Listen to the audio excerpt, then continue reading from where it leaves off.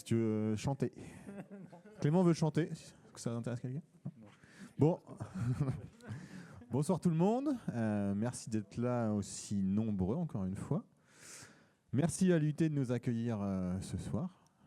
Qu'est-ce qu'il y a? C'est bien live Twitch, je viens d'avoir la notif. Ah, donc on est en live sur Twitch si vous voulez voir une double captation. En fait, c'est pour un essai parce que pour les prochaines sessions, il se peut qu'on se déplace au Puy-en-Velay ou à Vichy, etc. Donc on faisait des tests pour que vous puissiez suivre les sessions même si on est à distance en fait. Ah non, donc juste avant de donner la main à Paul, c'est comme pour lui que vous êtes venu, 2-3 infos. Donc Green Tech Auvergne, ça continue. On est content d'être là pour la deuxième session. Ça c'est toujours le site, n'hésitez pas à aller dessus, il y a les liens pour le Discord si vous voulez vous connecter pour pouvoir discuter des sujets qu'on a vus pendant les sessions ou d'autres sujets ou d'autres sujets qui voudraient vous intéresser.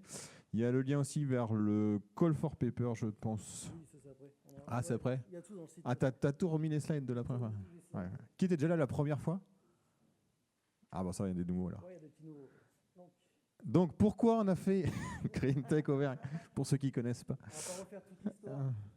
Mais ouais, on va pas refaire toute l'histoire qu'on a fait la première session, mais en gros, on a voulu lancer ça tous les quatre. Bon, il y a un absent parce qu'il est dans les bouchons. Pour justement sur l'idée de partager, c'est pour ça qu'il y a une table ronde après le talk, faire un apprentissage collectif, découvrir ce que c'est que le Green IT et puis agir ensemble en fait. Le principe, c'est donc on fait un talk et après une table ouverte sur un sujet. Donc la table ronde, en fait, c'est à la fois les questions-réponses avec le speaker, mais si vous avez des envies de parler du sujet, en fait, n'hésitez pas à prendre la parole. Et l'idée, c'est d'échanger, en fait. Hop là. Pour qui? Pour qui? Pour tout le monde. En fait, l'idée, c'est de pas... Enfin, même s'il y a le tech dans le Green Tech Auvergne, mais l'idée, c'est de ne pas parler que forcément technique, IT dans les talks. Donc là, aujourd'hui, on va en reparler un peu d'IT quand même. Mais on serait preneur de s'il y a des gens qui sont motivés pour parler de Green au sens plus global, ça peut nous intéresser. L'idée, c'est voilà, de pouvoir essayer d'échanger assez largement sur le sujet du Green. On essaye une fois par trimestre. Pour l'instant, on y est. La prochaine, si tout va bien, sera en Auvergne, toujours. Même si Gouz aimerait bien qu'on aille à Feur, parce qu'il pense que c'est en Auvergne, mais c'est pas en Auvergne. C'est pas loin, mais c'est pas l'Auvergne. Bon, on verra si on est gentil.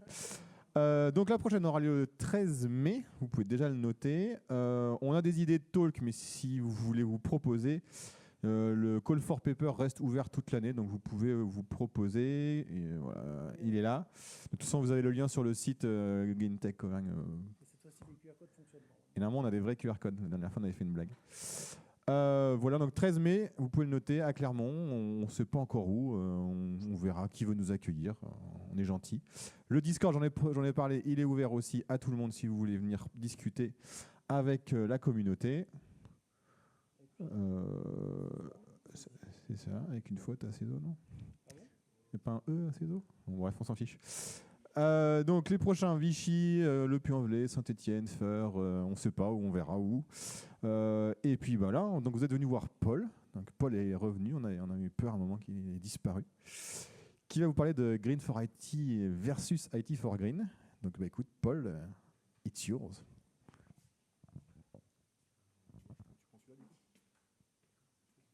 Merci, on va essayer de reconnecter ça. Je suis emmerdé parce que t'as un truc à dire. Ouais. J'ai oublié, on remercie l'IUT de nous accueillir ce soir quand même. Ah, tu as déjà dit? Ah, je t'ai pas écouté, excuse-moi alors. Bon, tout va bien du coup. Ouais, moi je suis embêté parce que de ce que j'ai compris, on parle de Green IT et du coup, moi je vais surtout parler d'IT for Green et du coup je suis hors sujet, j'ai peur. Enfin, on va voir ça. Je vais quand même parler de Green IT aussi, vous allez voir. Bon, hello tout le monde. Est-ce que tout le monde fait un peu de tech ici? C'est juste pour savoir à quel point je vais jargonner ou ouais, c'est bon. Il y en a qui sont pas du tout de la tech? Ouais, c'est vrai, Fab. Je vais faire un effort pour toi, promis. Donc pour ceux qui me connaissent, vous ne serez pas surpris. Pour ceux qui ne me connaissent pas, moi je suis un passionné de tech. Et quand je dis que je suis un passionné de tech, c'est que je suis tombé dedans quand j'étais petit. Et c'est rigolo parce que le monde dans lequel je vivais quand j'étais petit était un monde qui pour moi était fini, au sens de l'IT. Parce que c'est rigolo, pour le reste, je vivais dans un monde qui est un monde complètement infini. Dans les années 80, tout ce qu'on disait aujourd'hui sur les ressources et ainsi de suite, ça n'existait pas. Par contre, mon monde à moi, c'était un vrai monde fini. C'est-à-dire que quand je codais, j'avais 8 K pour faire du code. Après, quand j'étais plus grand, j'ai eu 64 K. Mais globalement, c'était un peu galère. Surtout que moi, mon kiff, c'était quand même de faire du code un peu optimisé pour faire de la 3D, faire des jeux, des choses comme ça. Et que du coup, je galérais un petit peu pour arriver à faire fonctionner mes systèmes et avoir bon nombre de FPS. Ce qui fait que j'ai passé mes nuits, quand j'étais gamin, à faire de l'optimisation. Alors, quand on fait de l'optimisation, globalement, on prend son soft et on fait du profiling. Et on arrive à quelque chose qui ressemble à ça, c'est-à-dire que par grande fonction, on va regarder quel temps on passe. Et puis, il y a des fonctions sur lesquelles on passe plus de temps. Par exemple, ici, sur le pixel display, c'est la fonction qui prend le plus de temps. Et donc, moi, j'étais gamin, il était 9h du soir, j'ai envie de me coucher avant 1h du matin, j'avais 2-3 heures à consacrer, et il fallait que j'arrive à consacrer cette énergie le plus efficacement possible pour arriver à obtenir les meilleurs résultats possibles. Alors, si vous avez suivi, pour voir, à votre avis, je m'attaquais à quoi là-dedans? C'est quoi la première fonction sur laquelle j'allais m'attaquer pour arriver à avoir le plus d'impact? Le pixel, ok, pixel display. Ensuite, je m'attaquais à quoi? Logiquement, vous prendriez quoi, vous? Pardon? La partie map générateur? Ok, c'est cool. Puis après? Bot? Ouais. Bon, ok, vous avez compris le principe. À votre avis, est-ce que ça vaut le coup que je m'attaque à l'eShop? Non. Alors en vrai, c'est pas inintéressant de s'attaquer à l'eShop, parce que si j'ai un jeu qui est super performant, mais qu'en fait je peux pas payer, ça peut être embêtant. Donc il y a une certaine limite à un moment où il faut quand même s'attaquer aux différentes choses. Mais en effet, le soir, c'est pas là-dessus que j'irai. Bon, alors pourquoi je vous mets ça? Je suis désolé, je vous ai un petit peu manipulé dans mon exemple. C'est qu'en fait, ça, c'est pas du tout du code. Ça, c'est l'impact environnemental des Français tel qu'il est défini par l'ADEME. Et derrière chaque boîte, en fait, on a différentes choses. Et il se trouve que là où il y avait mon eShop tout à l'heure, en fait, se trouve la petite boîte qui s'appelle électronique et informatique. Et puis, dans ce qui nous concerne, nous, dans l'IT, il y a une deuxième boîte qui est importante parce que ça, c'est surtout du matériel, c'est la consommation, le run qu'on a derrière. Alors, pourquoi je fais cette analogie-là? Parce que, globalement, si on regarde ce qui nous touche dans cette partie, on voit que ce n'est pas forcément quelque chose de gigantesque. Et puis, quand on creuse un peu, on se rend compte aussi que, bon, bien sûr, dans la partie électricité, il y a plein de choses. Et en fait, l'informatique, ça représente grosso modo 45% des 17% de la consommation d'émissions globales d'électricité. Et si on regarde pour ce qui est du build, ça c'est un élément qui est assez important à rappeler, quand on parle en fait d'informatique et de multimédia, il y a 40% un peu plus qui correspondent à la télé, le truc dont on ne vous parle jamais. Mais à chaque fois que vous entendrez quelque chose qui vous parle d'IT, pensez qu'il y a 40%, c'est juste la téloche, à peu près dans tous les domaines. Bon, donc grosso modo, le Green IT, c'est en particulier s'intéresser et faire de l'optimisation dans ces deux petites cases-là. Et ce qui est intéressant, c'est que, comme je vous l'ai dit, intuitivement, ce n'est pas là-dessus que j'irai faire de l'optimisation. Mais pourtant, c'est là-dessus que la société met un gros focus. Et ça se voit dans cette infographie-là. Donc cette infographie, elle est de l'ADEME, reprise par Le Monde il y a quelques années. Et les gens, je ne sais pas si c'est l'ADEME ou si c'est Le Monde, ont fait 3 conseils sur cette infographie, qui sont des conseils qui sont là pour nous aider à être plus efficaces et à réduire nos impacts. Et ce qui est intéressant dans ces conseils, c'est que le premier ici, ok, lui, je n'ai pas grand-chose à dire parce qu'il s'intéresse à un gros paquet ici qui est la bouffe. Par contre, il est assez rigolo, c'est-à-dire que le conseil qu'il nous donne, c'est qu'il ne faut pas gâcher. Parce que c'est vrai que moi, perso, je ne sais pas vous, mais quand je vais faire mes courses, il y a toujours 10% de mon caddie, je fais exprès de mettre des trucs que je vais jeter quand je vais rentrer. C'est juste pour le plaisir. Donc je suis très content de ce conseil, je pense que vous êtes tous contents de ce conseil-là. Et après, il y a 2 autres conseils. Un qui touche à l'électroménager, mais qui sous-entend aussi un petit peu l'électronique qui est derrière. Alors, l'électroménager, ça doit être ce gros bloc-là, je pense. Je n'ai pas tous les détails, mais c'est grosso modo ce que j'intuite. Et puis, il y en a un deuxième qui concerne les smartphones. Donc, les smartphones, c'est une dizaine de pourcents dans les X% qui sont là-dedans, globalement. Donc, ça veut dire qu'aujourd'hui, la société, elle met un focus gigantesque sur un truc, en fait, qui est petit. Et moi, je me pose la question de pourquoi. Pourquoi on met ce focus-là? Alors, là-dessus, il y a des questions de biais.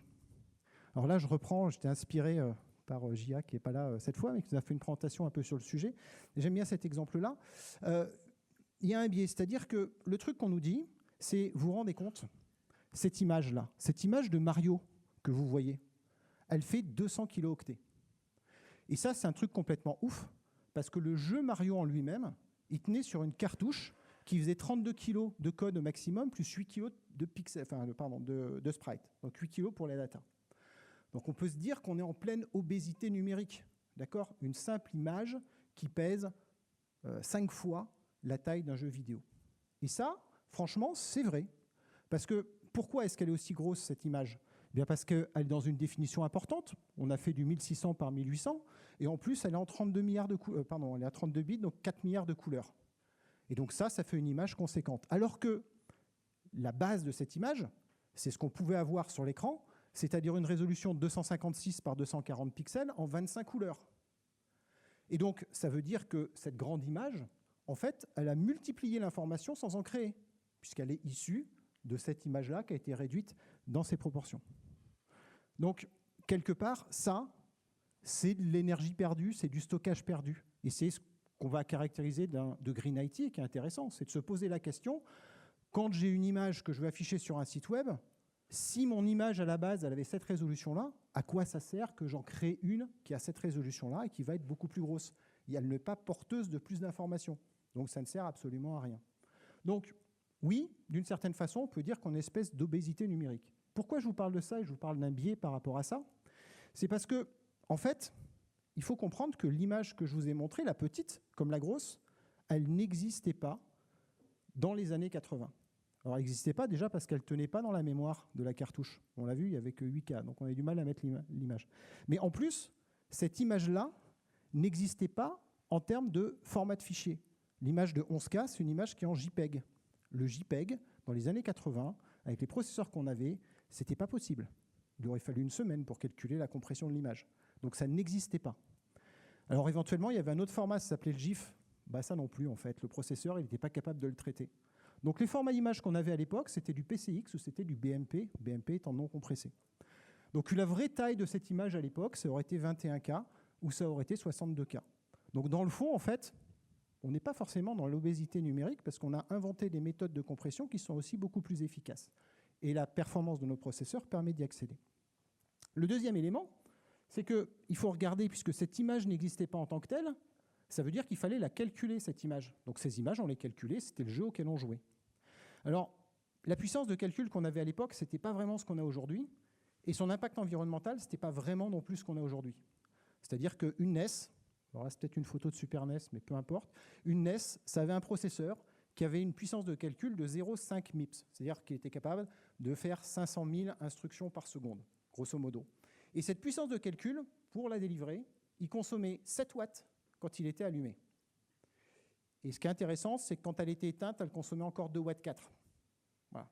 Truc aujourd'hui qui nous paraîtra aberrant, mais à l'époque, normal, quoi. Alors ça veut dire que quand on regarde la puissance ramenée à la consommation de cette machine-là, grosso modo, on était à 50 watts par MIPS. C'est-à-dire qu'il fallait 50 watts d'énergie pour délivrer un MIPS de puissance. Aujourd'hui, les serveurs qu'on utilise actuellement ont une puissance, enfin un rapport puissance sur énergie qui est de 0,00014 watts. Ça veut dire qu'entre les années 80 et aujourd'hui, il y a un facteur de 360 000 pour 1. Alors si vous voulez, mon image, elle peut être un petit peu plus grosse aujourd'hui. Quand on est dans ces rapports d'échelle, on n'est pas du tout dans le même impact environnemental. Si on regarde la partie stockage, nos belles cartouches, celles qu'on adore avoir, hein, qu'on met dans des vitrines, parce que c'est quand même collector aujourd'hui, ça pesait 100 grammes. Ça tenait 40 kilos de données à l'intérieur. Et oui, on en a dans des vitrines et c'est collector, mais il s'en est vendu 500 millions. Donc je vous promets que sur les 50 tonnes de cartouches qu'on a créées, il y en a quand même sans doute au moins 49,5 tonnes qui sont parties à la décharge, brûlées dans le meilleur des cas. Ces 50 tonnes de produits, ça représente 20 terabytes de stockage. 20 terabytes de stockage, aujourd'hui, ça tient sur 3 NVMe, poids total des bêtes, 30 grammes. Le ratio pour le stockage est de 1 600 000 fois plus faible.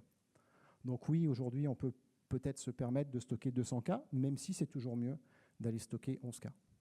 Et c'est pour ça que ce monde, qui pour moi était un monde fini, dans un monde infini, est devenu aujourd'hui un monde infini J'ai accès à toutes les ressources de mémoire de CPU que je veuille dans un monde qui est devenu fini. Ça, c'est un changement de paradigme assez intéressant. Pourquoi je vous parle de biais par rapport à ça? C'est parce que nous, humains, on est incapables d'appréhender ces échelles-là.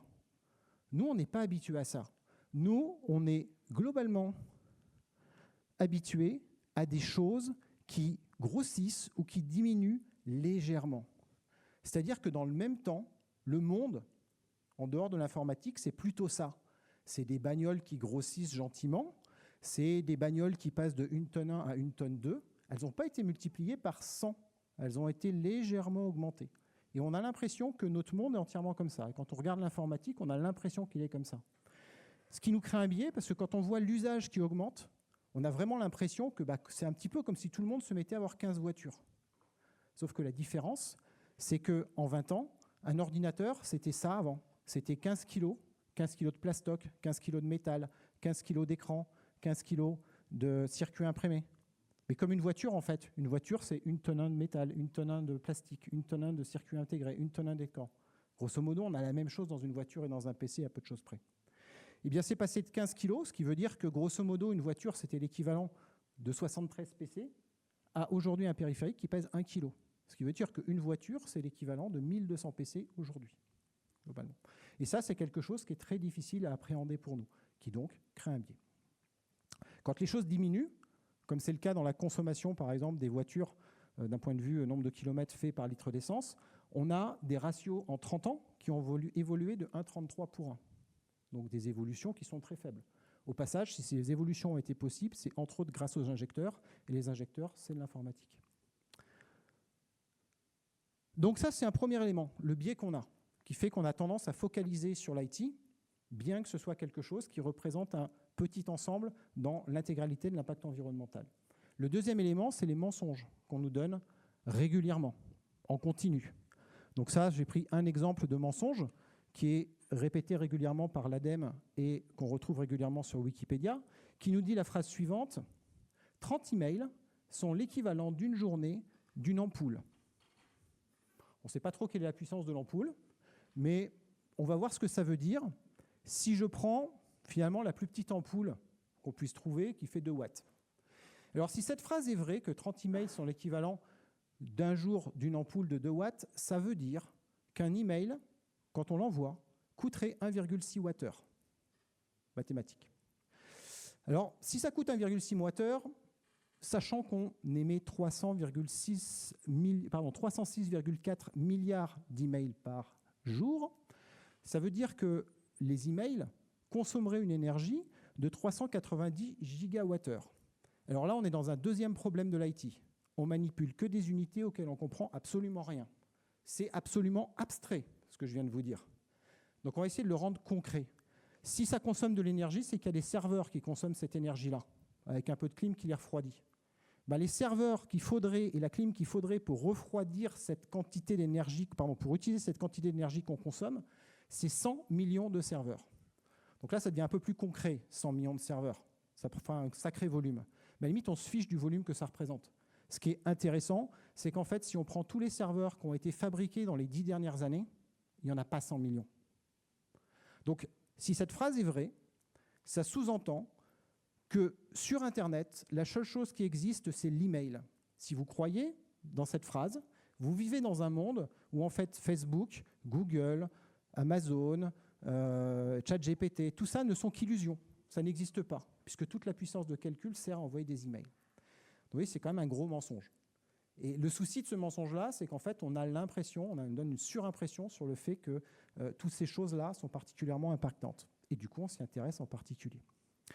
Bon, on va essayer de faire une meilleure estimation de ça, juste pour vous faire comprendre un peu les mécanismes. Je vais quand même partir de la phrase de l'ADEME, qui est assez proche de celle qu'on a vue avant, parce que c'était 1 watt 6 par email, 1 wattheure 6 par email. Et là, on parle de 2 watts. Okay, donc, on est très proche de la phrase initiale. On va essayer de la ranger. Alors, qu'est-ce qu'elle dit, l'ADEME? Elle dit que 81 kg d'email, en 2011, coûte 2 wattheures. Voilà. Bon, là-dessus, et donc ça aurait une conséquence, ça veut dire que les emails, ça consommerait 1 TWh, et grosso modo, ce serait 16% d'un réacteur nucléaire. Alors, par la suite, je vais utiliser un autre métrique qui permet un petit peu de comprendre ces grandeurs-là et ce que ça veut dire. On ne va pas parler en nombre de serveurs qui tournent, mais je vais vous parler en mètres à faire à pied. Parce qu'en fait, moi, ce qui m'importe, c'est de se dire, on veut tous faire des efforts pour la planète. Et l'intérêt, c'est que l'effort qu'on fasse, il ait le plus d'impact possible. Et donc, si je suis prêt à consommer et à envoyer des emails, quel serait l'effort qu'il faudrait que je fasse pour compenser ça? Alors, un des efforts qui est simple à faire, c'est je ne prends pas ma voiture et je vais me déplacer à pied. Donc, si je veux amortir cette consommation-là, eh ben, en gros, il faut que je fasse 65 mètres à pied par jour. Voilà. Donc, si j'évite de prendre 65 mètres ma voiture tous les jours, grosso modo, j'ai amorti l'impact environnemental de mes emails, en moyenne. C'est ça l'idée, d'un truc facile à représenter. Donc, ça, c'est les chiffres de l'ADEME. OK, super. Il y a quelques problèmes pour moi sur les chiffres de l'ADEME. Le premier, c'est 81 cas. Parce qu'en fait, les emails, ça ne fait pas 81 cas. Donc, si je prends 81 cas et que je multiplie par les 511 milliards d'emails français, je ne suis pas bon.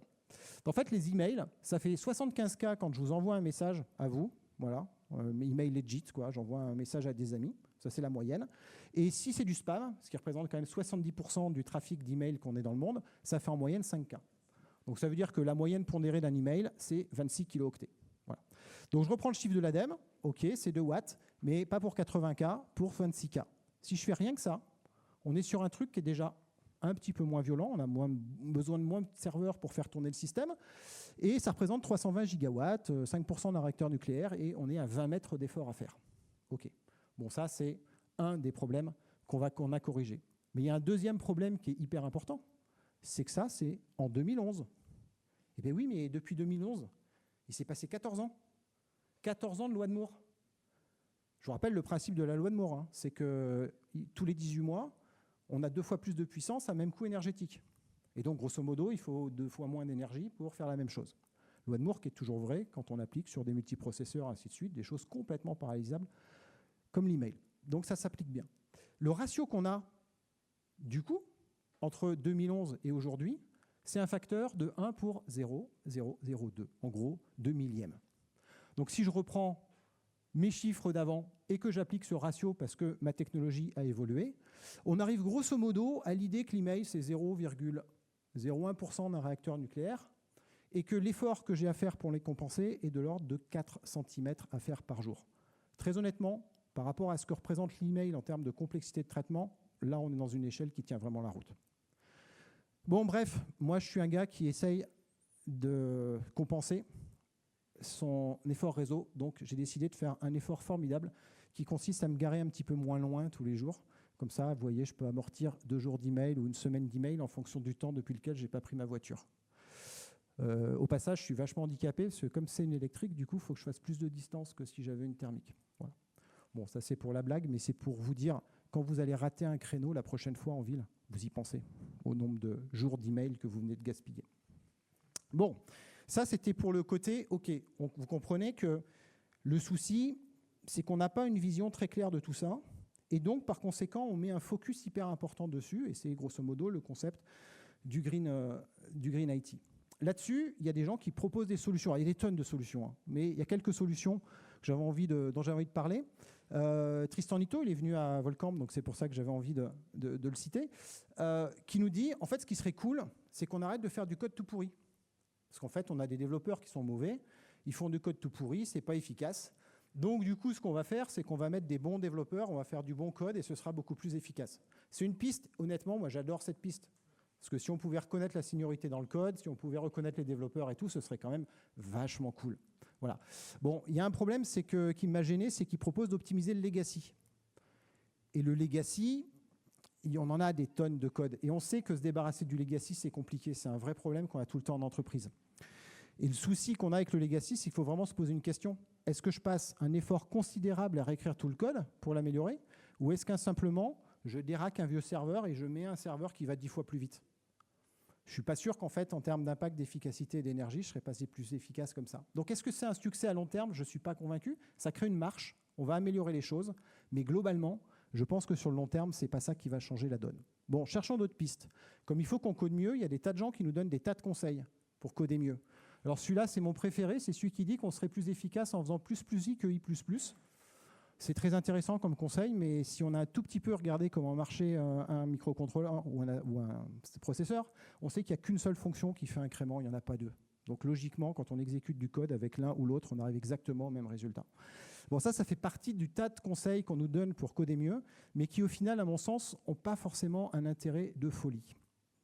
Bon, moi je pense qu'il y a un autre inconvénient aussi à l'optimisation, même si j'adore l'optimisation, c'est qu'aujourd'hui, pour faire des architectures qui sont plus optimisées, en général, on va faire du caching et on va consommer beaucoup plus de mémoire.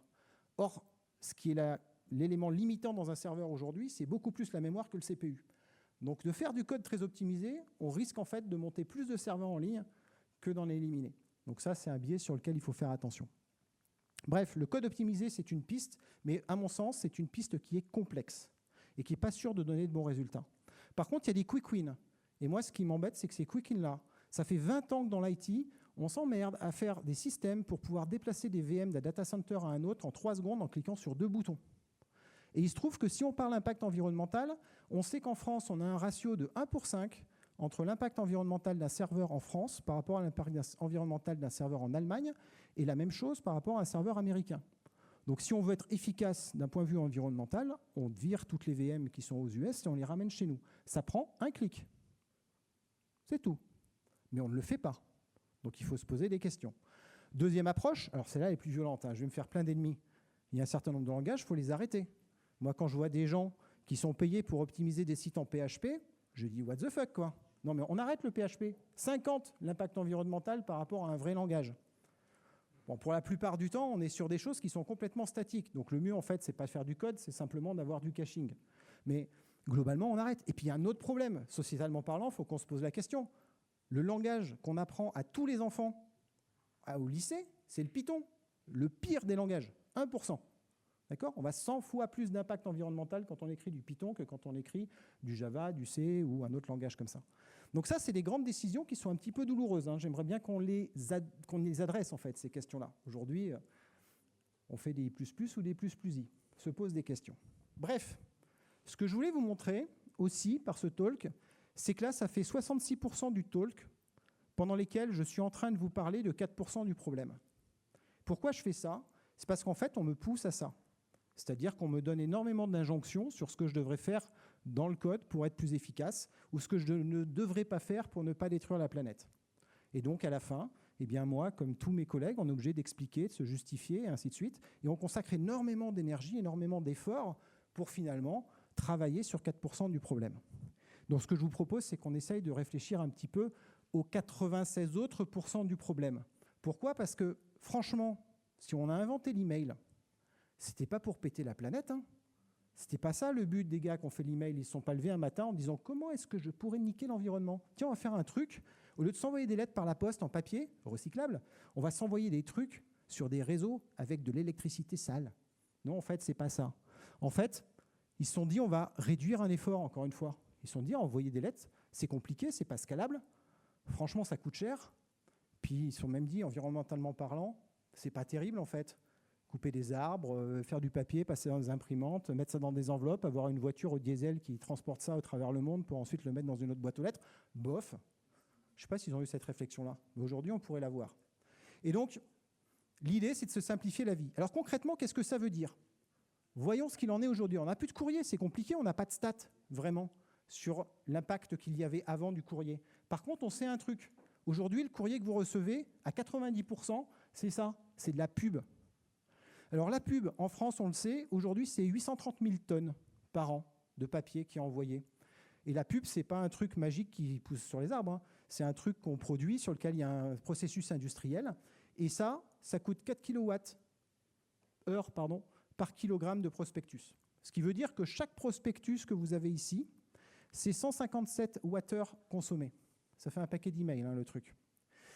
Et donc, grosso modo, en termes d'effort, si vous voulez annuler votre publicité, eh ben, il faut que vous fassiez 216 mètres par jour. On n'est plus dans les 20 mètres, 50 mètres, 60 mètres dont on parlait. Là, on est en train de parler de 216 mètres. Donc, si vous n'avez pas de stop pub sur votre boîte aux lettres, pour ceux qui ont des enfants à amener à l'école, il va falloir les amener à pied pour compenser. D'accord ? Parce que 216 mètres par jour, ça commence à faire de la distance. Alors, moi, ce que je me dis, c'est que si on réfléchit d'un point de vue sociétal et d'un point de vue loi, En fait, c'est gentil le stop pub, hein, mais il faut faire une loi là-dessus. Parce que c'est un sacré paquet d'énergie. Si on fait une loi qui dit maintenant il est interdit de mettre de la publicité en boîte aux lettres, on amortit 600 fois ce que l'email nous coûte. D'accord ? J'arrête la pub. Je paye 600 fois le coût des infrastructures qui sont liées à l'email. C'est ça le ratio dont on est en train de parler. Donc à un moment, on peut agir. Et bien sûr, je peux comprendre Leclerc, Auchan et compagnie qui, eux, ont très envie de continuer à nous envoyer de la pub, mais qu'ils le fassent par mail. Il n'y a pas de problème. Honnêtement, ça ne changera rien aux infrastructures mail existantes et ça rajoutera peut-être 1 ou 2 serveurs, mais ça va s'arrêter là. Donc, ça peut être des solutions. Ce qu'on ne sait pas malheureusement, parce que le truc qu'on n'étudie jamais, on passe beaucoup d'énergie à étudier l'impact du mail ou autre, mais ce qu'on n'étudie jamais, c'est ce que ça a remplacé et l'impact qu'avaient les choses qui préexistaient. C'est dommage, parce que du coup, ça, on aimerait bien le savoir. Ça permettrait de connaître vraiment ce que ça nous a fait économiser. Ce qu'on sait, par exemple, c'est que si on regarde dans les newspapers, donc dans les journaux, depuis que l'Internet est arrivé, on a divisé par 2 le volume d'impression, de transport et de recyclage des papiers journaux. Alors bien sûr, hein, si vous travaillez à Centre France, c'est peut-être pas cool pour vous que ce soit arrivé comme ça. Mais il n'empêche que d'un point de vue impact environnemental, je veux dire, le journaux, c'est un peu des super publicités en boîte aux lettres en termes de taille. Donc c'est pas du tout anodin. Si on prend d'autres exemples, prenons Netflix. Netflix, autre cible préférée quand on veut dire du mal de l'impact environnemental de l'IT. Netflix, c'est 17 000 serveurs dans le monde entier. Et 17 000 serveurs, c'est grosso modo 60 gigawattheures pour faire tourner tout ça. Ben moi, je vais comparer ça avec les salles de cinéma. Parce qu'en fait, Netflix, ça sert à quoi ? Netflix, ça remplace une partie de la télé et ça remplace une partie du ciné. Voilà. Et aujourd'hui, les salles de cinéma en France, juste pour l'électricité, c'est-à-dire le chauffage, la clim et la diffusion de l'image et du son, ça consomme en France 412 gigawattheures par an. Voilà. Alors ça veut dire une chose, c'est que si on pensait à décommissionner les anciens systèmes, ça c'est un truc aussi en IT, hein, le décommissionnement des legacy, on en parle assez souvent, on a du mal. Mais en fait, dans la vraie vie, c'est exactement la même chose. Donc si on décommissionnait une partie du cinéma, mettons qu'en France, on fasse un effort pour la planète entière, on décommissionne 25% des salles de cinéma. Je vais quand même régulièrement au cinéma, je peux vous promettre qu'en faisant ça, ça ne changera rien au service utilisateur. Les salles sont vides. Donc on ne verrait pas la différence, nous. Donc si on décommissionne 25% des salles de cinéma en France, on offre l'impact environnemental de Netflix à la planète entière. Vous voyez les ordres de grandeur sur lesquels on est. Et donc ce sur quoi on peut agir. Alors, le problème de ne pas décommissionner, c'est finalement, à mon sens, notre grand mal. Prenons le cas de la télé et de la radiodiffusion de façon générale. Aujourd'hui, en France, on a plus de 50% des gens qui reçoivent la télé par leur box. Ben, à un moment, il va falloir passer aux 50 autres % qui restent, parce que globalement, quel que soit le nombre de personnes qui restent sur l'ancien système, les émetteurs sont toujours là. Et les émetteurs qui nous en diffusent les signaux radio et télé, c'est 13 000 émetteurs radio sur le territoire, qui ont des puissances qui sont entre 10 kW et 300 kW. Encore une fois, malheureusement, on n'a aucune étude sur leur impact environnemental. J'ai trouvé aucune information qui me permet de savoir si on est plutôt sur 13 000 à 10 kW ou 13 000 à 300 kW. Et ça a quand même un impact environnemental, soit de 1 Tera, soit de 30 TWh si on prend le min ou le max, c'est-à-dire un effort à faire entre 65 mètres et 1,9 km. À 1,9 km, c'est quand même pas rien tous les jours à pied. Là, c'est plus amener les enfants à l'école, là, c'est abandonner la voiture pour compenser. Donc, il y a des questions à se poser sur notre capacité, en fait, à faire évoluer ça. Mais globalement, l'idée, c'est que à chaque fois, de ce que vous voyez dans ces exemples, la solution IT qui remplace un legacy a un impact environnemental qui est beaucoup moindre. Et grâce à elle, on peut arriver à faire des économies. C'est particulièrement vrai quand on parle du travail en remote. Le travail en remote, il est possible parce qu'on a des solutions IT. Alors, le travail en remote, l'État a fait une étude à un moment où c'était un petit peu tendu pour avoir du gaz, là, et donc on ne savait pas trop si on allait passer l'hiver et s'il n'allait pas falloir faire des économies. Donc, ils ont fait une étude sur le télétravail. C'est les 2 petites lignes là qu'on ne voit pas bien ici, mais qui sont là. Une qui concerne le déplacement et puis une qui concerne les locaux dans lesquels on travaille. Et bien ça représente l'équivalent à peu près de 2 réacteurs nucléaires. Voilà, le fait de travailler à la maison, c'est 2 réacteurs nucléaires. Le fait de travailler à la maison, si on rapporte à notre effort, c'est 750 mètres par jour. Donc en gros, si vous préférez aller au boulot, je vous invite à vraiment y aller à pied, ou en vélo, ou dans un mode de transport comme ça, parce qu'il faut que vous compensiez le fait d'aller au travail. Et c'est quand même 750 mètres à faire par jour. Comme vous bossez que 5 jours par semaine, ça fait pratiquement 1 kilomètre. Voilà. Donc ça, c'est possible de faire ces économies-là en utilisant l'outil informatique, et c'est ce qu'on peut apporter. Et ça, c'est l'IT for Green. C'est comment j'utilise l'IT pour arriver à réduire l'impact dans les autres métiers, qui fait que derrière, on va pouvoir avoir un système qui est efficace, et on voit que les ratios sont plutôt en notre faveur. Et ça, bien sûr, pardon, ce que je voulais préciser, c'est que ce n'est pas tout le monde en télétravail, hein. C'est que ceux qui peuvent télétravailler, cette étude-là. Bien sûr, ce n'est pas le Covid, là, hein. C'est juste on essaye de réduire. Si on regarde plus largement sur des industries, alors souvent, un facteur qu'on a dans les industries, c'est, prenons une industrie un peu standard qui a une centaine d'usines. Quand elle fait son étude d'impact, en général, elle se rend compte que son IT, il est autour de 1%. Et moi, j'ai écouté des gens qui me disaient, tu te rends compte ? L'impact de l'IT dans notre entreprise, c'est 1%. C'est énorme, c'est une usine. OK, alors moi je dis, il y a un problème là-dessus, voire deux problèmes. C'est soit, réellement, tu sous-utilises l'informatique, parce que normalement, l'impact moyen de l'informatique dans le monde, enfin dans l'univers dans lequel on est, c'est plutôt 2 à 4%. Donc si tu n'es qu'à 1%, c'est soit que tu sous-utilises ton informatique, auquel cas ça veut dire qu'il y a un problème de compétitivité, soit le problème, il n'est pas dans l'informatique, il est dans les usines, parce que ça veut dire qu'elles surconsomment énormément. Bon, ça c'est un peu la question qu'on peut se poser. Maintenant, est-ce que je ne pourrais pas gagner 1% de productivité dans mes usines ? Parce que si je gagne 1% de productivité dans chacune de mes usines, au final, j'ai gagné la totalité de mon IT. Et combien d'IT j'aurais besoin pour gagner 1% de productivité dans mes usines ? Je n'aurais pas besoin de doubler mon IT. J'aurais besoin de 5%, 3% d'informatique supplémentaire. Parce que gagner 1%, c'est quand même plutôt facile. Je dirais que quelque part, c'est éteindre les lumières en sortant. Donc dans une usine, c'est plutôt éteindre la machine de production en sortant. Mais vous ne pouvez pas imaginer le nombre de trucs qui tournent en continu dans les usines. C'est limiter un peu mon gaspillage. Faire en sorte que la qualité elle soit plus stable, de façon à gaspiller moins de produits. Donc tout ça, ça permet de gagner des pourcentages qui sont plutôt de l'ordre de 3-4% que de 1%. Et ça, on peut le faire simplement avec un tout petit peu d'IT supplémentaire. Le problème de ça, c'est qu'en effet, si on le fait, ça va bien fonctionner assez rapidement. Et l'impact, on va annuler complètement le coût de notre IT. Mais il va y avoir un problème. C'est que quand je vais refaire mes calculs, du coup, j'ai 99 usines, puis j'ai un petit peu plus d'IT. Mais en fait, le ratio de mon IT par rapport à mon ensemble va être plus important, puisque j'ai moins du reste. Et donc, on va tirer la conclusion qu'on tire à peu près tout le temps dans le monde de l'IT, qui est que plus ça va, et plus l'IT, ça consomme. Donc en gros, je suis passé de 101 d'empreinte à 100,1, donc j'ai gagné 0,9 sur mon empreinte industrielle, mais par contre, mon IT est passé de 1 à 1,1. Et ce n'est pas que j'ai rajouté 10% d'IT, c'est juste que proportionnellement, je représente un petit peu plus. Alors ça, dans le monde de l'IT, c'est un problème qu'on connaît bien. Nous sommes un centre de coûts. Pour ceux qui ont un peu d'expérience pro, vous voyez ce que je veux dire. Pour les autres, vous le découvrirez assez rapidement plus tard. Mais on est un centre de coûts. C'est-à-dire que, en fait, n'importe quel business qui vous dit « j'ai besoin d'optimiser ma supply, j'ai besoin d'améliorer mes finances », lui, il va demander à faire de l'IT en plus pour arriver à faire des économies. En gros, virer des gens, automatiser des process, être plus efficace. À la fin, ce qu'on va retenir dans l'histoire, c'est que le business est plus efficace, mais que l'IT coûte plus cher. Oui, c'est normal, parce qu'on a dû rajouter des ressources pour remplacer les gens qui ne sont plus là. Et ces ressources-là, elles sont côté IT. Donc ça, c'est un truc qu'on connaît depuis 20 ans, 30 ans dans le monde de l'IT. On nous reproche toujours d'être de plus en plus cher, mais sans prendre en compte le fait qu'on ait fait globalement les économies qui sont côté business. C'est exactement pareil dans l'environnement. En fait, on regarde constamment notre consommation et on considère que c'est les autres qui ont fait les économies, bien que ces économies, elles viennent de l'IT qu'on a déployé. Donc ça, c'est une des grosses difficultés qui nous amène un peu à ce que j'ai dénoncé précédemment. Bon, la question, c'est pour moi, pourquoi dans de N ? Pourquoi, en fait, on est la cible désignée d'à peu près tout le monde aujourd'hui dans notre monde.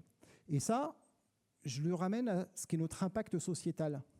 Et quand on parle environnement, on peut parler aussi ESG de façon générale et se poser la question de oui, mais en fait, nous ne sommes pas que des gens qui émettent ou pas du CO2, nous sommes aussi des gens qui avons une action sur la société.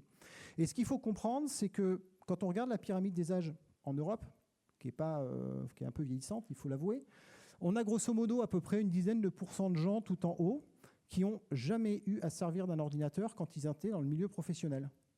Ils sont partis à la retraite, en gros, dans les années 95-2000, et ils n'avaient pas eu besoin de se servir de cet outil avant. Sauf qu'aujourd'hui, on leur demande quand même de faire des choses, de se servir d'un téléphone mobile, d'aller faire des déclarations en ligne, de faire des choses comme ça. Bon, c'est pas là où on a le plus de gens qui utilisent l'IT, mais mine de rien, ils sont concernés. Ceux qui sont un peu plus intéressants par rapport à mon discours, c'est ceux qui sont en dessous, parce que là, on a presque 50% de la population, quoi. Et ça, c'est les gens qui n'ont jamais appris l'informatique à l'école. C'est dans le milieu professionnel qu'ils ont dû s'auto-former à l'informatique. Et ce n'est pas du tout évident, hein. Notre plastique cérébral n'est pas du tout la même. En plus, selon les métiers, on est plus ou moins exposé, ainsi de suite. Donc tout ça, c'est une population qui subit un peu l'informatique, globalement. Bon, ce n'est pas tout. Il y a des choses qui se sont changées, qui se sont passées. Au début, on avait des interfaces dans les technologies qui étaient assez simples. Au début du siècle, vers 1911, c'est le téléphone qui est apparu. En 1919, c'est l'électricité. C'est compliqué, il faut appuyer sur un bouton, ça allume, on appuie sur un bouton, ça éteint. Ça se passe pas mal quand même en termes d'expérience. En 28, la radio.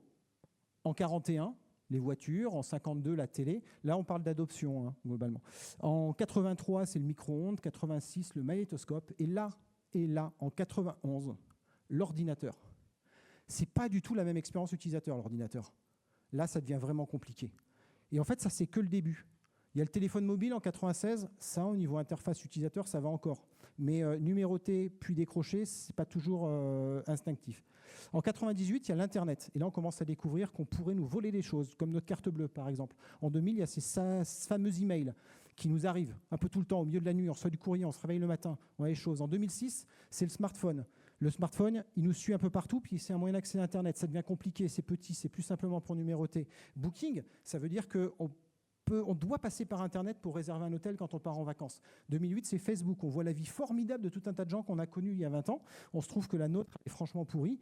Et il y a Amazon qui fait que on ne va plus faire les courses. Mais moi, j'adorais faire les courses et faire du shopping. En 2010, mon banquier m'appelle et me dit qu'il arrête de m'envoyer mon relevé bancaire. Mais pourquoi? Moi, je veux ce putain de relevé bancaire. Et il y a les tablettes. Les gamins avec YouTube, ils commencent à regarder des choses que moi, je ne connais pas. Donc, je commence à être un petit peu perdu. En 2012, il faut que je déclare mes impôts en ligne. Mais aussi, il faut que je fasse la digital transformation. En gros, mon boss vient de m'expliquer que j'allais disparaître parce qu'on allait changer, automatiser les process. Mais c'est pas très grave parce qu'il y a Uber.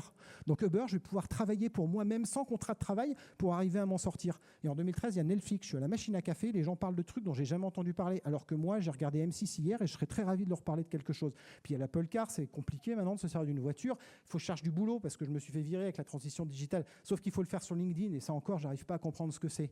Il y a les paiements mobiles. Ça va trop vite, il y a le Bitcoin, mais qu'est-ce que c'est que ce truc? D'autant qu'en plus, il y a les attaques cyber, on va voler toutes mes données. Le GDPR, il paraît que d'ailleurs, on me vole toutes mes données, donc on essaye de me protéger. Moi, concrètement, ce que je vois, c'est qu'il faut que j'appuie sur un bouton à chaque fois que je vais sur un site sans vraiment comprendre ce qui se passe. Mais la 5G arrive, ça va aller encore plus vite. Les voitures électriques, alors que moi, j'adore mon mazout. Et en 2020, il y a eu le Covid, je me retrouve en remote office, je suis plus au café avec mes amis. C'est un vrai problème, il faut faire des visios à peu près tout le temps avec des gens que je ne vois plus parce qu'ils n'allument pas leur caméra. Je ne fais plus à manger, on me livre tout seul, il y a TikTok qui arrive, mes enfants deviennent des neuneux complets, ils sont dans le métavers, je ne sais même pas ce que ça veut dire. En 2023, il y a ChatGPT qui va tous nous prendre notre travail, et en 2025, mais même les gens dans l'administration, ils se font virer. Vous comprenez un peu ce que prennent dans la tête les gens qui ne sont pas de la tech ? Tous les ans, il y a un nouveau truc qui vient mais complètement bouleverser ce qu'ils font. On est dans des choses avec de la très haute complexité. Les gens qui sont en bas, c'est les digital natives, c'est ceux qui sont nés dans ces années-là, pour qui c'est normal. Les gens qui sont là, c'est ceux qui subissent. Et ça crée des problèmes. Ça crée des problèmes parce que chaque transition, ça amène à un certain nombre de personnes qu'on perd au milieu de la route, qui deviennent un peu des ennemis, qui ont du mal. Ça amène à des politiques schizo. La personne qui nous dit que la 5G c'est du porno dans l'ascenseur et qui un quart d'heure nous tweet une photo d'un match de foot suivi en direct sur l'autoroute. Et ça a des vraies conséquences. Des mecs qui font cramer des des relais téléphoniques. Bon bref, ce que je voulais vous dire aujourd'hui, c'est que je ne crois pas qu'en fait nous, gens de l'IT, on ait pété le climat. Mais alors absolument pas. Par contre, je crois que depuis 30 ans, on force la société, elle a une vitesse qui est complètement insoutenable pour elle. Et je pense que nous, ici, en fait, on a les clés pour arriver à résoudre globalement ces deux problèmes. Donc, ce que j'aimerais, c'est proposer que, grosso modo, plutôt que s'occuper tout le temps de ce que nous on fait, de ce que nous on impacte, on aille aider les gens qui, dans mon infographie en départ, représentent le plus d'impact. Qu'on les invite à des événements comme celui-ci. Moi, je suis super content d'être à Green Tech Auvergne. Mais en fait, j'aimerais aller parler à Green Agro Auvergne, Green Caoutchouc Auvergne, Green BTP Auvergne. Parce qu'en fait, c'est ces gens-là qui représentent 30% de l'impact environnemental.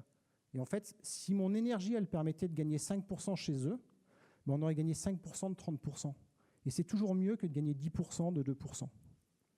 Bref, il faut qu'on accompagne les métiers, il faut qu'on éduque, qu'on enseigne sur la technologie, parce que c'est de cette façon-là qu'on arrivera à réduire l'impact environnemental. Merci.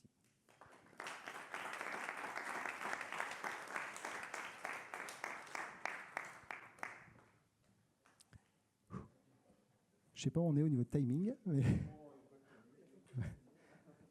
mais du coup, s'il y a des questions. Après, si tu prends celui-là, et moi je peux prendre. Ouais. Question dans la salle. Bah, du coup, je vais lancer. Ouais. Bah, vas-y. Je rebondirai après.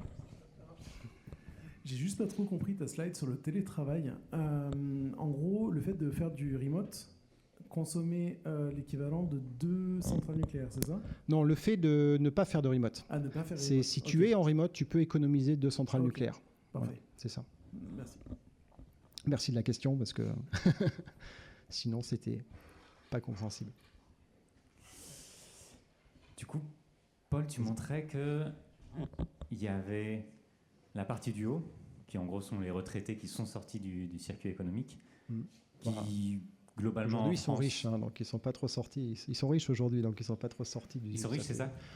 Bah, c'est ce qu'on dit hein, aujourd'hui. Mais oui. Non, mais c'est vrai. Enfin, je pense qu'on est d'accord sur les analyses macroéconomiques. Donc, c'est les populations les plus riches qui aussi, du coup, si on raisonne juste CO2, ont l'impact le plus fort. Ouais, je suis d'accord avec Et toi. en même temps, ton message final, c'est plutôt d'aller vers les actifs. Et tu penses juste parce qu'en fait, voilà, on va laisser le temps passer et le focus est vers les actifs, ou il faut à la fois se dire on doit aller éduquer les retraités et les actifs. Alors, si je reprends l'impact environnemental ici, bien entendu, l'impact environnemental, il est très lié à l'argent qu'on dépense. Hein. Globalement, l'argent sert avant tout à acheter de l'énergie, hein, si on regarde bien comment ça fonctionne. Donc, si on part de ce principe, en effet, plus tu es riche et plus tu vas consommer. Désolé, je cherche mon slide, voilà, celui-là. Celui-là.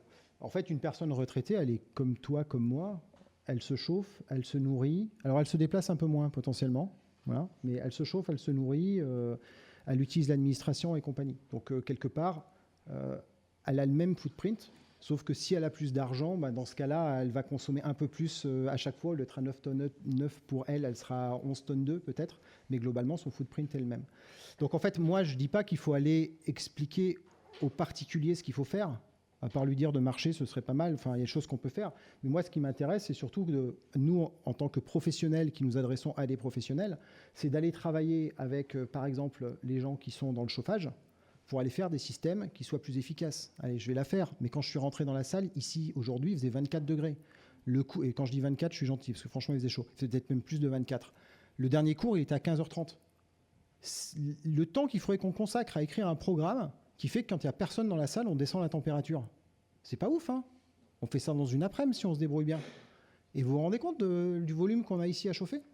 Donc en fait, le problème aujourd'hui qu'il y a, c'est que les gens qui font du chauffage et autres, ils ont très très peu d'IT et très peu d'intelligence.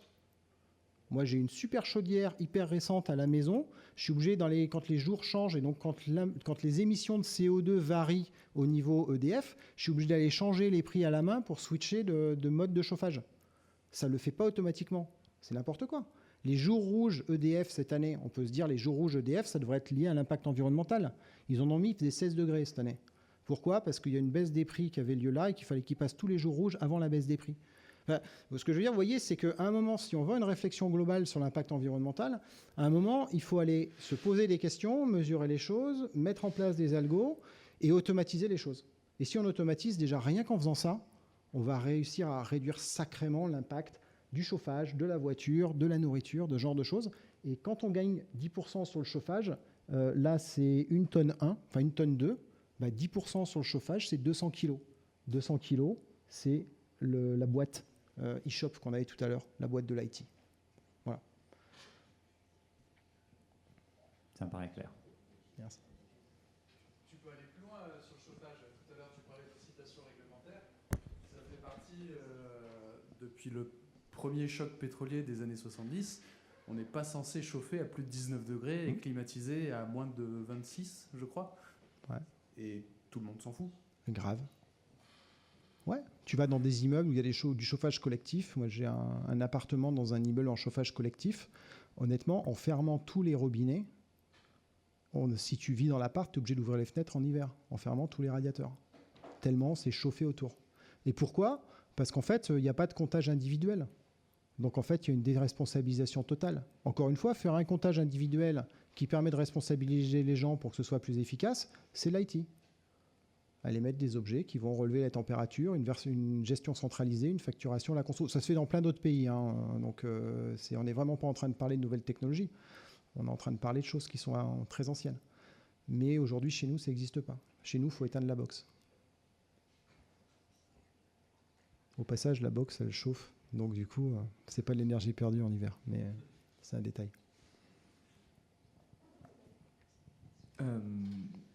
J'aurais aimé savoir si vous aviez réfléchi à quel impact éducatif et de quelle façon de transmettre que l'IT peut faire des économies aujourd'hui et changer les choses.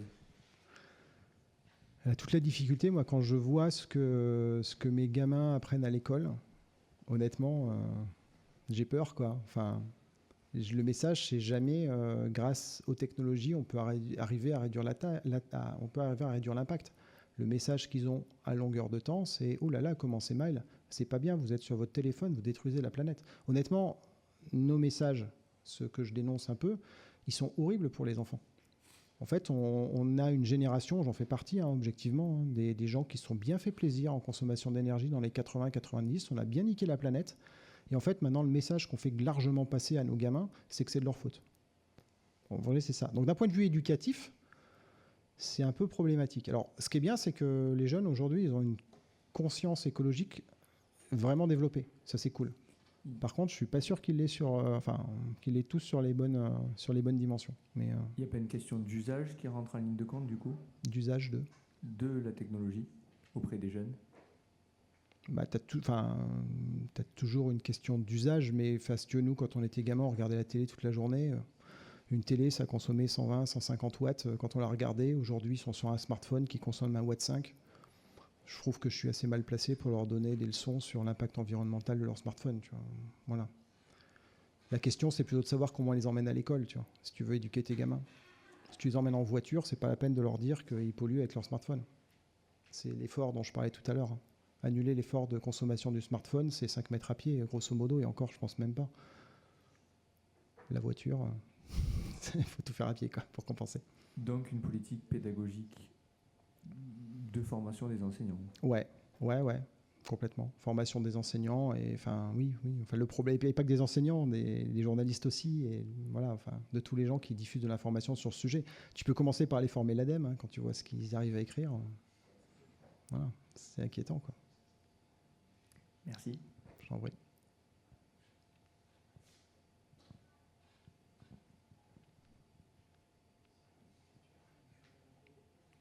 Je descends, je te passe le micro. Justement, je rebondis sur ce que tu viens de dire. L'exemple d'email que tu as cité, que je connais bien parce qu'on se connaît depuis longtemps. Tu penses que c'est de la mauvaise foi, que c'est de la mauvaise formation, que c'est qu'ils ne regardent pas les mêmes choses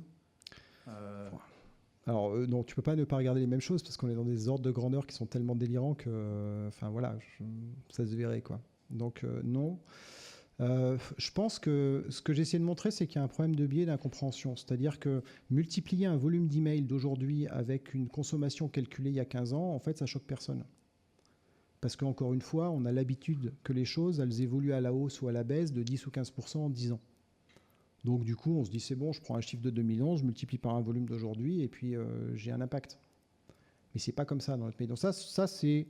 Je veux dire, c'est une erreur qui est un biais qu'on peut tous faire si on n'est pas vraiment du monde de la tech ou qu'on ne fait pas attention. Après, il y a une vraie mauvaise volonté. C'est-à-dire que l'exemple sur Wikipédia, j'ai dit cette phrase-là, elle est sur Wikipédia et elle a été publiée par l'ADEME. En fait, elle est plus sur Wikipédia parce qu'en fait, je me suis fait chier à la faire enlever. Parce que j'étais en train de dénoncer ce truc sur Twitter et un mec me dit mais non, c'est vrai, c'est sur Wikipédia. Je dis parce que c'est sur Wikipédia que c'est pas des conneries. Il me dit mais t'es plus fort que Wikipédia. Je dis bah j'en sais rien, c'est juste que je suis pas trop con quoi. Et donc du coup il m'a dit bah si c'est faux, t'as qu'à le faire enlever de Wikipédia. Donc je l'ai fait enlever de Wikipédia. Et honnêtement, ça a été très compliqué. C'est-à-dire que j'ai suivi le même raisonnement avec les... Donc, Wikipédia, on peut éditer soi-même. Donc, je suis allé l'enlever et puis j'ai mis un commentaire pour dire voilà, ce truc, ça ne tient pas la route parce qu'il faudrait tous les serveurs du monde pour arriver à consommer cette énergie. Donc, c'est faux. Là, il y a un mec qui a remis le truc. Et pourquoi tu le remets? Cite des sources. Bah, mais d'où je cite des sources? C'est un calcul mathématique. Je n'ai pas besoin... La source, c'est moi-même, si tu veux. Je te donne les maths, ça fait ça. Ça ne tient pas la route, ce truc-là. Point barre. Non, mais il faut que tu cites des sources. Et je dis bah, il n'y a pas de source. Enfin, si tu veux, je t'écris un article de blog et ça fera une source, mais grosso modo, voilà. Bon, bref, on rentre dans un débat comme ça, il y en a d'autres qui s'en mêlent, et ainsi de suite. On met des plombes à faire enlever le truc. Et finalement, le truc a été retiré, non pas parce que c'est complètement déconnant, il a été retiré parce que les mecs se sont dit qu'en fait, ce texte-là, il était pris sur une source en ligne, mais qui elle-même n'avait pas de source. Et donc, en fait, du coup, les sources n'étaient pas valides.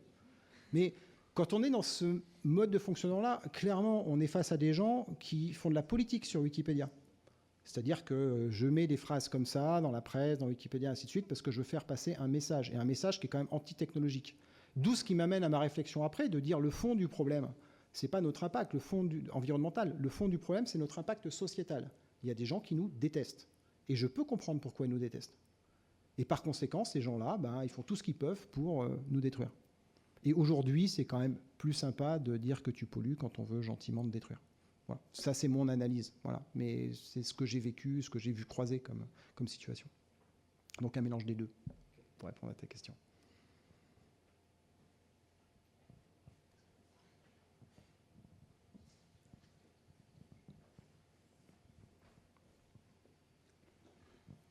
Comment on pourrait arriver à apporter le Green IT dans la cybersécurité? Parce qu'actuellement, on va mettre de plus en plus d'outils en place pour essayer de sécurité, pour mettre en sécurité nos réseaux informatiques et serveurs.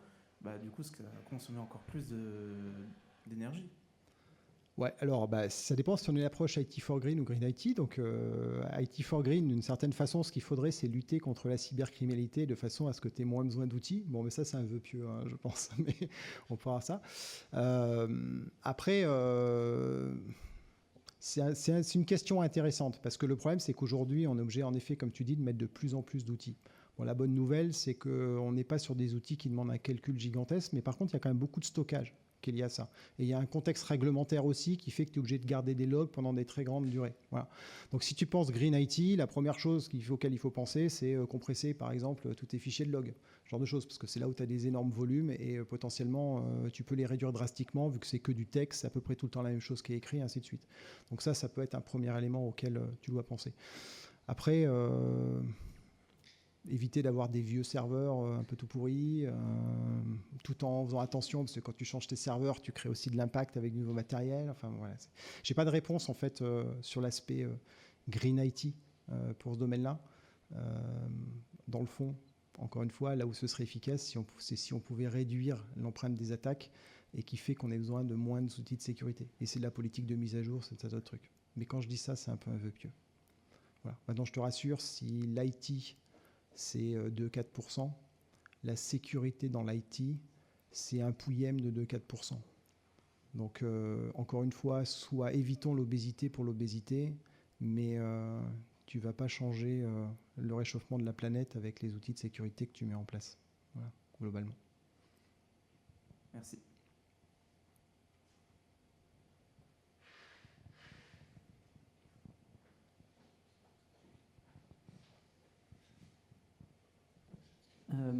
Alors autant je partage l'analyse sur, on va dire, tout l'IT historique jusqu'à très récemment, on va dire jusqu'à une dizaine d'années, où c'était des systèmes où souvent on était très contraints dans le hardware, donc on essayait de faire du software très optimisé.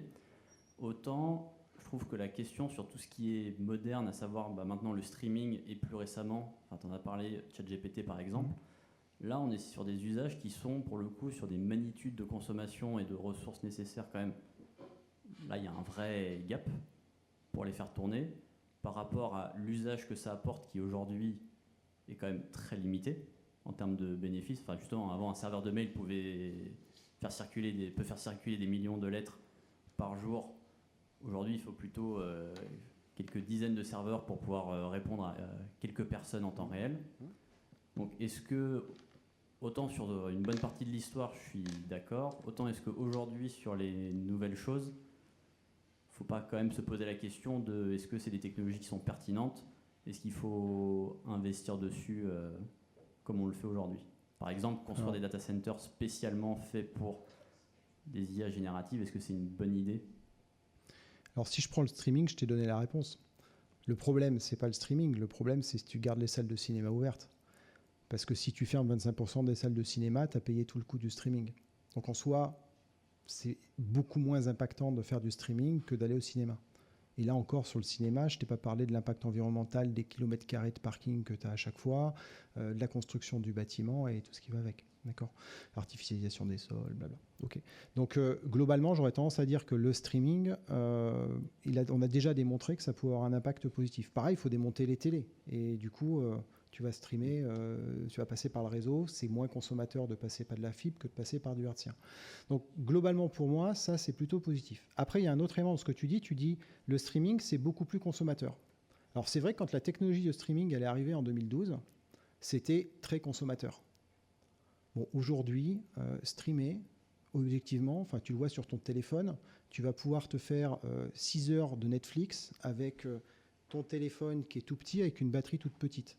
Si c'était ultra consommateur, je promets que comme en 2012, tu te ferais 10 minutes de vidéo et tu serais out of batterie.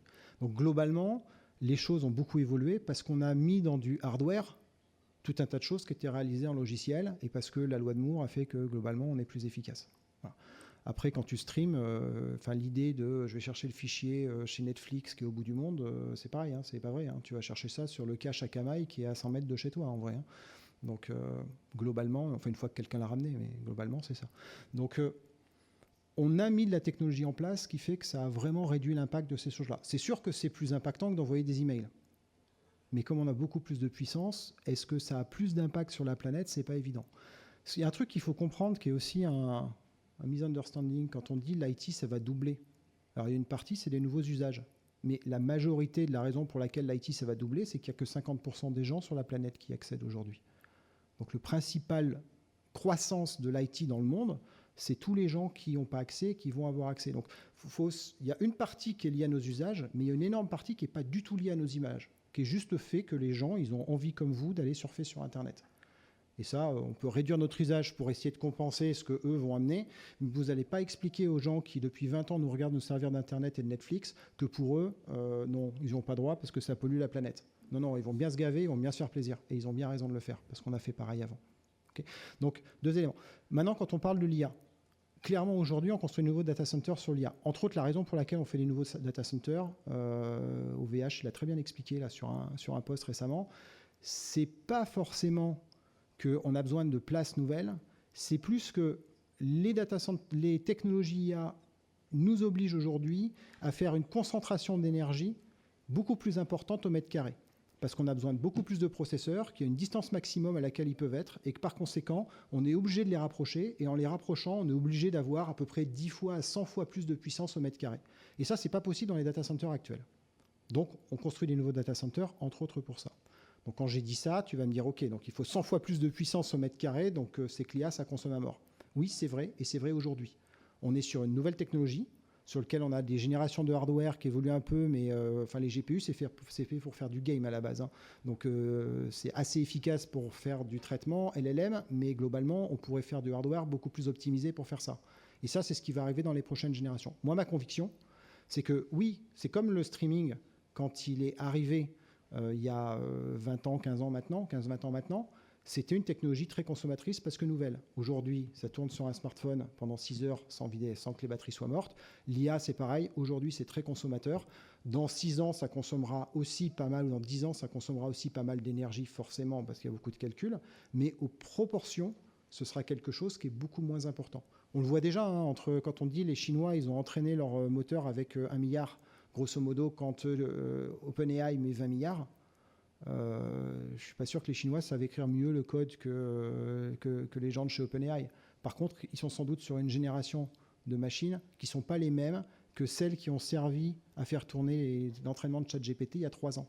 En fait, en 3 ans, il s'est passé 2 lois de Moore. Donc 2 lois de Moore, c'est une division par 4. Donc 20 milliards, si tu prends rien que ça, déjà, ça fait plus que 5.